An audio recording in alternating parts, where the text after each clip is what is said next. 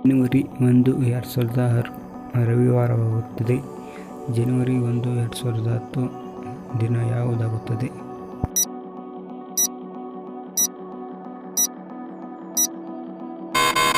ಸರಿಯಾದ ಉತ್ತರ ಶುಕ್ರವಾರ.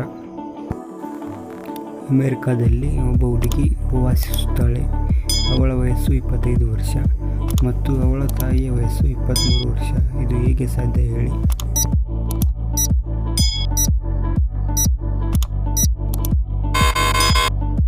ಸರಿಯಾದ ಉತ್ತರ ಅವಳು ಮಲತಾಯಿ ಮಗಳಾಗಿರುತ್ತಾಳೆ. ಒಂದು ಹುಡುಗಿಯ ಹೆಸರು ಆಕೆಯ ಕಾರಿನ ನಂಬರ್ ಪ್ಲೇಟ್ನಲ್ಲಿ ಮರೆಮಾಡಲಾಗಿದೆ. ಅದು ಏನೆಂದು ಹೇಳಿ?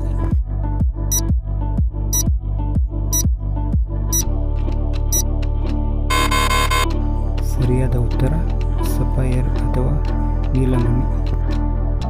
ಮಾನವನ ಶರೀರದ ಯಾವ ಅಂಗದಲ್ಲಿ ರಕ್ತ ಇರುವುದಿಲ್ಲ?